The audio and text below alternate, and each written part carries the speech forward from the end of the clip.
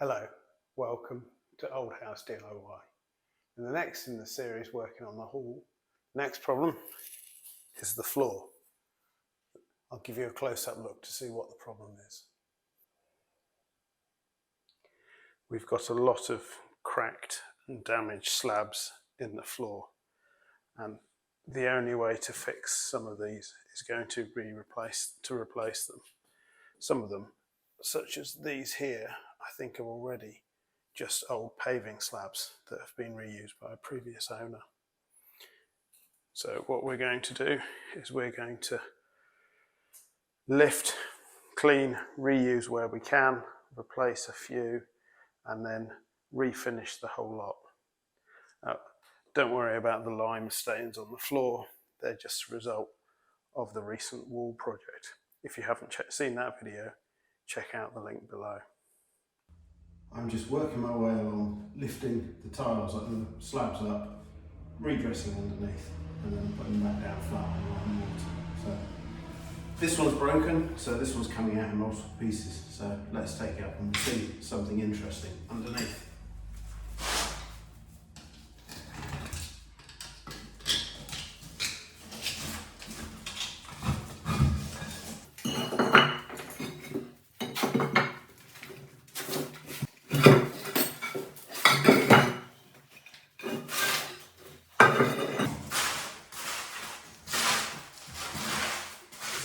Underneath, we've got a plastic sheet that was put down by previous owners in an attempt to manage damp. So they were trying to hide the damp rather than treat the damp.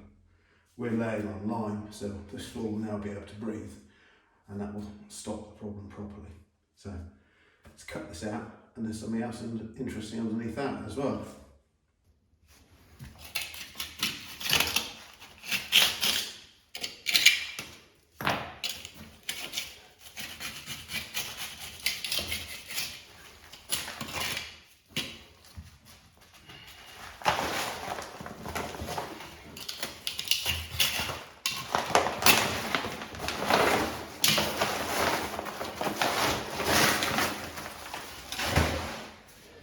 We can see the floor is soaking wet, but under here there's something else more interesting as well.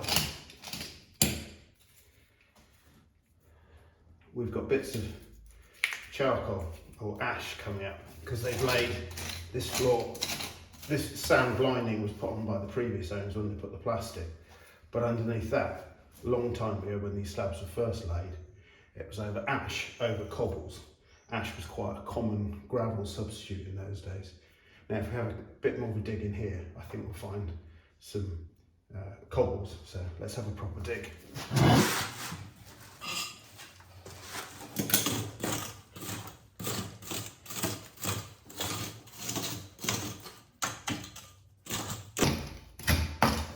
Yeah, there we go. So there we go, a cobble. Some of these I'm taking out, but I'm keeping them because we've got cobbles in the back garden, so the cobbles in the backyard will be replaced at some stage. So any particularly high cobbles here I take out and keep. Some of this I'll remove and fill back with limecrete. So take it out, replace. I'm actually going to work around here next, but I find it easier to have space to work, so hence I've taken that one out first. Now, I've removed the plastic here. I'm just rebedding on a sharp sand and NHL, naturally hydraulic lime base. So I mix it in a bit, level it off, and then I'll lay the slab down and try and see what it's like for level and tap it in. And I need a bit more muck in this one.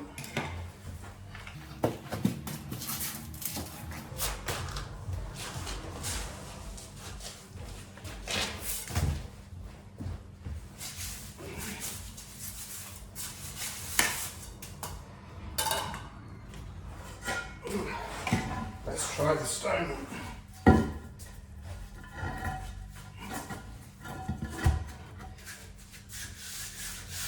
Yeah, I need a bit more muck. It's not quite level, so lift it up. Try again.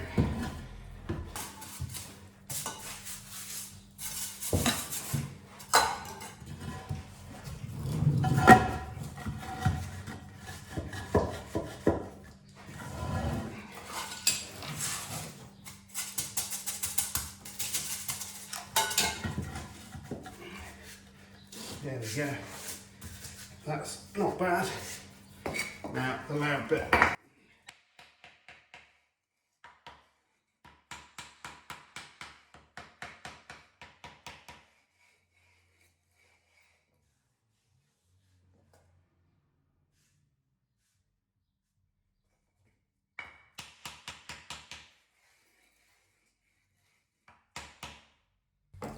There we go. That one's in.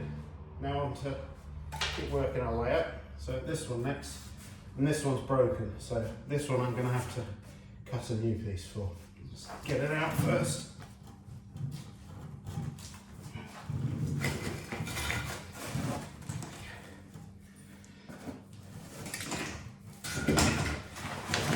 Get more plastic. Get more wet sand. So we've got our broken piece. We can see why it broke. It was fitted with cement, but there was a big chunk carved out of the back. Obviously, rather than dig down, they got lazy and trimmed the back of the stone. So we're going to take a piece out of one of our offcuts or leftovers that we removed. It's broken here and broken here, but we've got enough to cut this out of it. I'm going to lay this over the top, draw around it, and then cut it out with a diamond wheel on my angle grinder. It won't matter if it's not a perfect fit first time, but we'll cut, try it, cut again if needs be.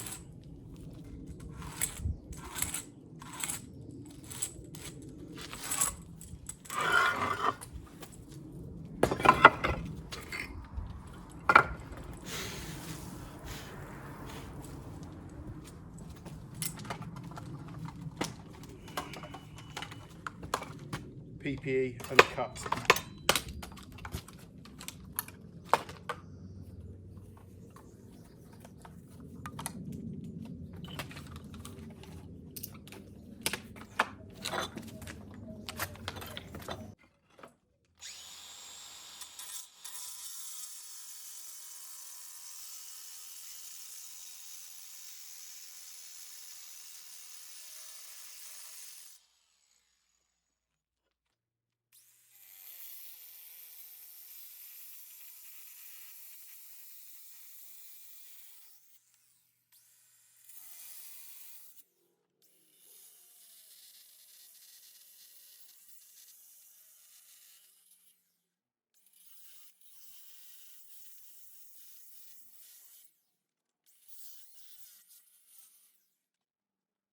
So the blade's not thick enough. So what I've done is I cut all the way around either end, then I'll flip it over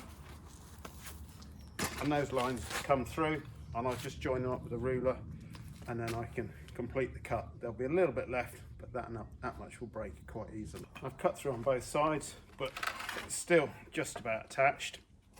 So I'll just gently break it off. Very little left that we can just clean up.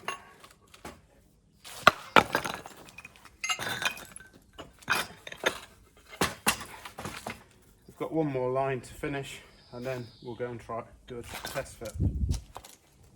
Part of the problem we've got with a lot of this floor is when it was relaid in the 80s, they didn't put a proper grout line in. These lines here are very, very small, and consequently they didn't put any grout in. They just sprinkled some sand, which over the years turned to dog fluff and other nastiness.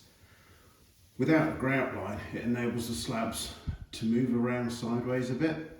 So what I'm going to do is I'm going to cut some grout lines in, and this will enable me to grout the tiles and hopefully stop them moving. It's where I haven't shifted them, and overall I'm just going to make sure we've got uniform grout lines by going through with a 6mm diamond grout cutter and just recut all the grout lines. It means I can get some nice straight uniform grout lines. So let me put some PPE on and get on with it. It's going to be dusty.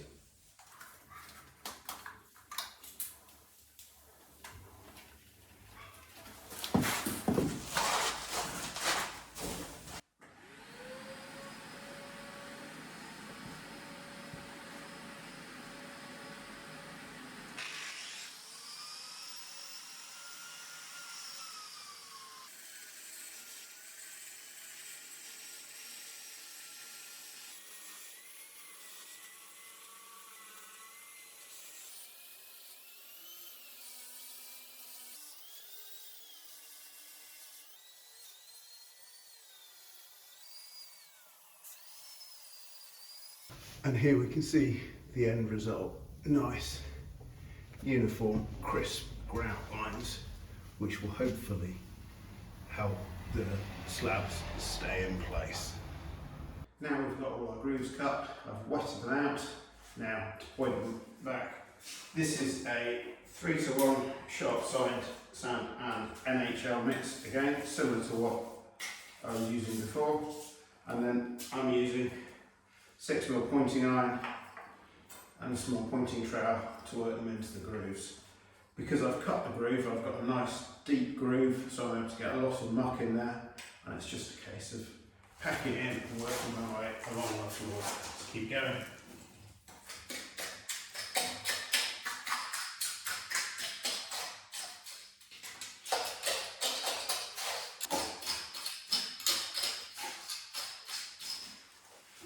Because I cut the grooves at 6mm and I'm using a 6mm pointing iron, I can get the muck right into the bottom so I get a good thick joint.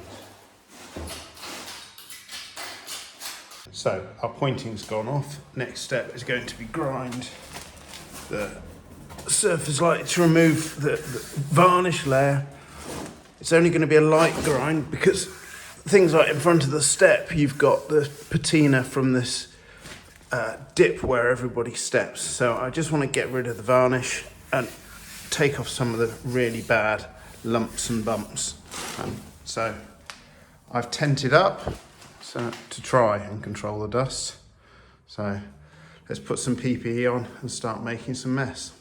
So this is what I'm going to be using. It's a 115mm angle grinder with a dust struck shroud on it and a steel concrete floor polishing wheel. It's got steel teeth with diamonds embedded in it, and that should just take the surface off.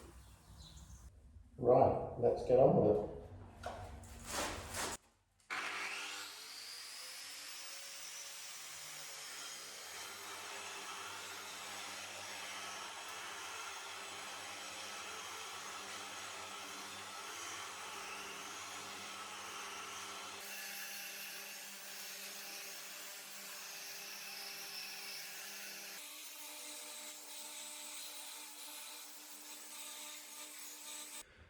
Now we've finished the first and the major grind with the big wheel, the concrete cutting wheel with diamonds. We're going to go over and give it a polish with this in a random orbital.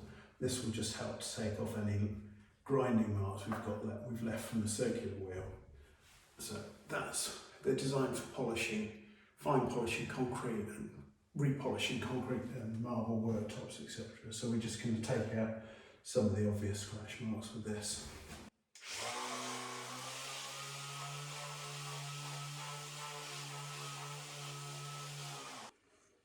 So here's the final result.